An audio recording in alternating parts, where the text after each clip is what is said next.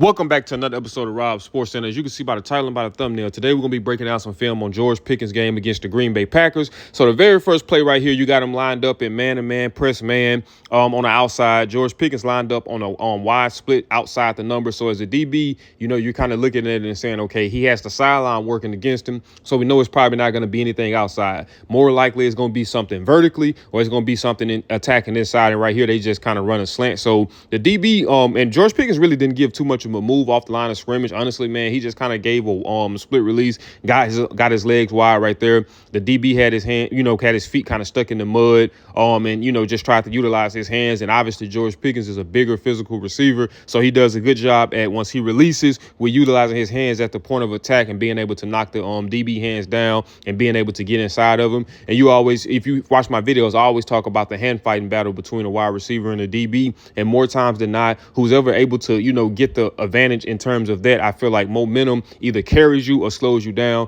And right here, George Pickens was able to get the advantage of that and get inside of him. Dak Prescott did a good job of just putting the ball right there on the money, so he was able to just eat up some additional yards after the catch on this play. So on this play right here, you have George Pickens matched up on the outside. So it looks like Green Bay is in a cover 3 because you see a single high safety, and then that post snap, you see the corners kind of bail into their deep thirds. So it looks like they're in a cover 3. So like I said, I think that one of the things that can take a receiver's game to the next level is understanding coverages, understanding what it is the defense is in, because if you understand what they're in, then you understand how to attack it. So that comes down to when we talk about zone, right? See, when you're in man coverage, your whole objective as a receiver is to just beat the man that's in front of you, right? That's your main thing. That's when releases, that's when hand physicality, all those things come into play. Now, when you're in zone coverage, more times than not, your objective is to just get to those spots, find those little soft spots within the zone. So you have to kind of have that understanding, because sometimes you can be running a route and you can be running through one zone and going into the next, opposed to saying, okay, here's a zone right here. Here's the zones right here. So if I stop right here in the middle of it, then I win. But if I carry over from one zone into the next zone, then obviously I'm covered. And more times not, the quarterback's not going to throw the ball to you, just because the receivers, not receivers, but the DBs, obviously one of the benefits to being in zone is being that you get to have your eyes on the quarterback, right? So if a quarterback is staring you down, then more times than not, that's probably going to result in a bad play, whether it be an interception, a pass breakup, or even just a big hit. So you have to kind of have that understanding of knowing where those soft spots are at, and the only way that you really can identify that is just knowing exactly what the defense is in. So this play right here, you see Green Bay's lined up in the cover 3. You got a single high safety, and you see the corners are bailing to their deep third post snap. So with you understanding that, guess what? One of the weakness of cover 3 is anything that's kind of going towards the sideline, or anything that's underneath curls and things of that nature. Right here, George Pickens runs a curl. He's running it from a normal split where he's a little bit outside of the 40, and he just stems vertically upfield. It looks like he break that thing off at 12 and kind of work back down to 10. That's the whole reason why can be considered a curl or a comeback. He kind of just starts working back towards the ball. Dak puts the ball right there. I would say kind of put it on his outside shoulder. If he probably would have put it a little bit centered on, it possibly would have gave George Pickens opportunities to be able to run after the catch. But nevertheless, they was able to pick up the first down on this play.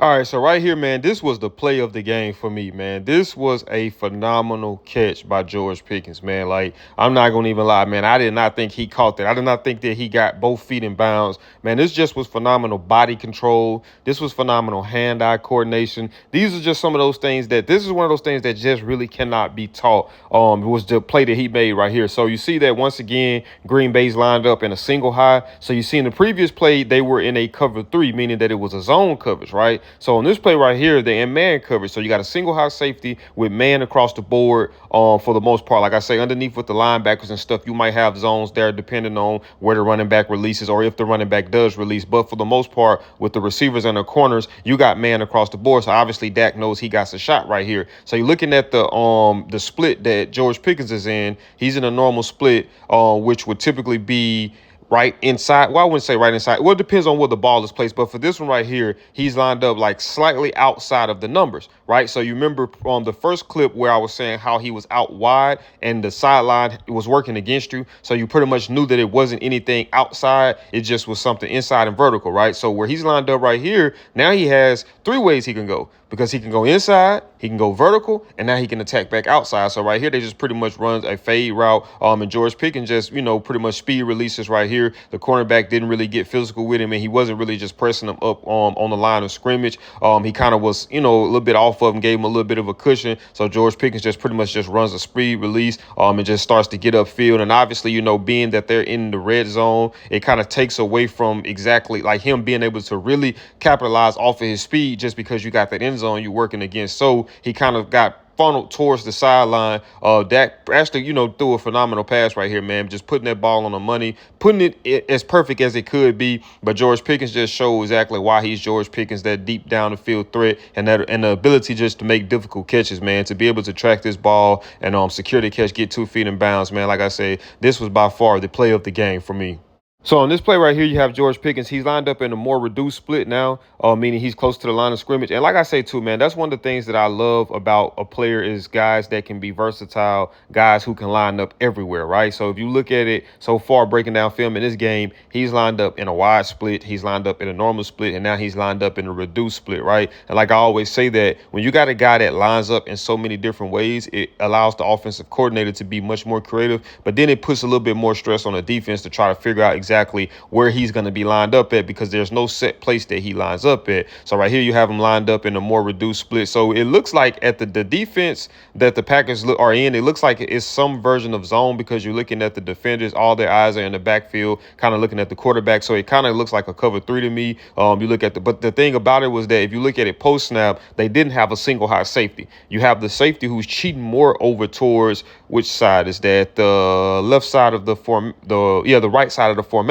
So he kind of starts to get center field towards the end, right, which had the middle of the field open. So George Pickens just does a good job at just stemming that thing up the field and then kind of just hitting them with somewhat of a rocker step, hitting it on the corner, because he's going to like the deep third if you're looking at the corner. So based off of a leverage standpoint, George Pickens pretty much have him beat. So I don't know if this was just miscommunication or if this would have been possibly some type of variation of a pattern match, because like I say, you do got 3 deep guys and 4 underneath guys. So it goes back to, and the reason why I'm explaining that is because, like I say, if you understand defenses, then you know how to really attack them. So obviously, from this release, based off of what George Pickens seen, he pretty much probably could have identified, okay, this is what they're in. So once I run this route, I'm going to sail as if I'm going to be threading the corner's cushion who's on his deep third, and I'm going to just kind of stem that thing back inside exactly like how he did right here. And I mean, he was wide open for a touchdown.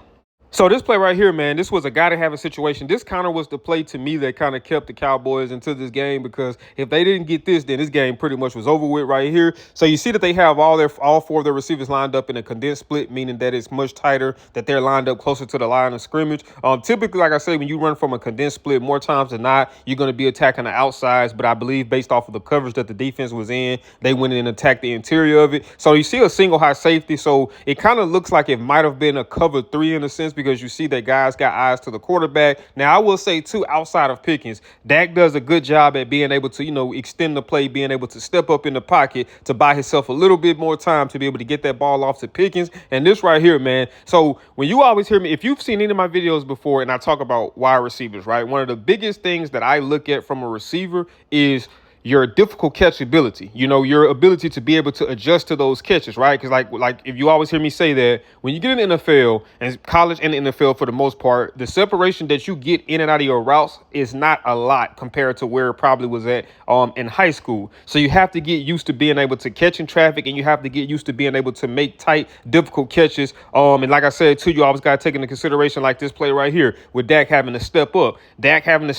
He knew that the pocket was collapsing, so he probably had to get rid of that much quicker than he might have wanted to. Now, if he could have got rid of it when he might have wanted to, he might have put that ball a little bit better on the money. But then again, it probably could have been thrown a little bit low to probably save him from being hit by the safety that was lurking over the top of it. But once again, man, similar to the catch he made on the sideline, this was another big-time catch, man. Just being able to adjust to this catch, being able to go down, get that thing before it hits the ground. And like I say, to me, too, one of the things that makes this even more impressive is his size. Like obviously when you see smaller guys being able to make those catches, that's kind of something that you see a little bit more common with the smaller guys that have a little bit lower center of gravity. But a guy with George Pickens' size, man, you love to see him be able to get down and dirty and go make those tough catches as well. And like I said, man, these are the type of catches catches that these are the type of plays that wins games. These are the type of plays that those playmakers make. And like I said, man, George Pickens is one of them. And we've seen just like the previous clip with him on the sideline or the one before this one, with him making that catch on the sideline, we've seen that big playability right here on this play as well. So this play right here, man, this was phenomenal on George Pickens' part again, man.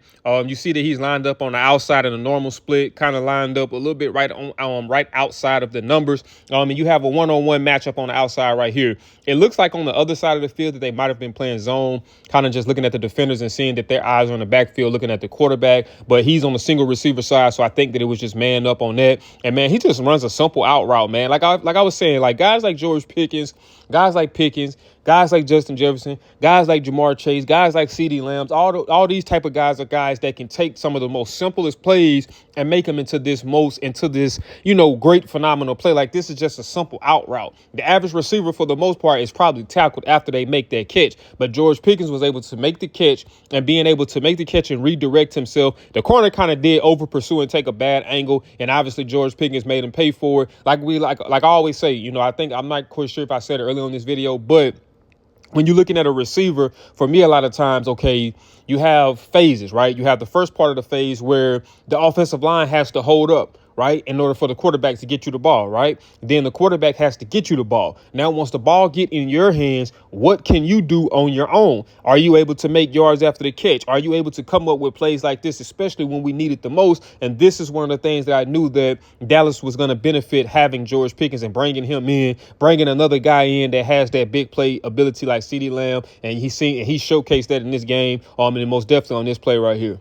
All right, so on the final play, you got George Pickens once again lined up out wide. So on this play right here, he's lined up outside. So this will be much of a wider split because he's lined up outside of the numbers, kind of closer towards the sideline. And like I said, man, most of the time, typically, if you're a cornerback, when you're looking at that, you're kind of anticipating that it's going to either be something vertically or it's going to be something coming back on the inside of the field. And it looks like the Packers were in some type of variation of zone coverage. That I'm trying to tell exactly which it was because looking at it, it looks like they might have had 3 deep defenders and 4 underneath guys in terms of the zone. And it could have been some type of zone match, I believe. But George Pickens and I wouldn't even say that George Pickens did a good job because, he just really ran up the field. I would say that Dak probably did a good job just recognizing exactly what they were in and where the openings was at. And right there from over the top of where the safety rotates. So the safety rotates towards the top of the field. And then you got the guy that's kind of seeking underneath, and Dak realizes that, and he just delivers a dart to him right there on the money in between that little gap right there. And obviously, man, once again, Pickens comes up with the catch, man. So that kind of was just the name of the game for the Cowboys in this game, the Dak Prescott and the George Pickens combo. I think that this was the game that kind of, like they said, this was Pickens' coming out game in terms of a Dallas Cowboy because we all know what he can do. We've seen him doing it in Pittsburgh, and like I said, I did a film breakdown on him, his previous season with Pittsburgh, and I was just talking about how I think that this was such a good addition for them bringing him over to Dallas. And I think that as time go on, obviously they're going to get back into rhythm. So it'll be interesting to see how things go as time get on, and then CeeDee Lamb gets worked back into the equation once he gets back healthy. But man, if you guys did enjoy this video, do me a big favor, man, smash that thumbs up button. Also, if you're new to the channel, make sure you subscribe. When you subscribe, make sure that you got that notification bell turned on, and we be notified every time I upload. And I'll see y'all in the next video.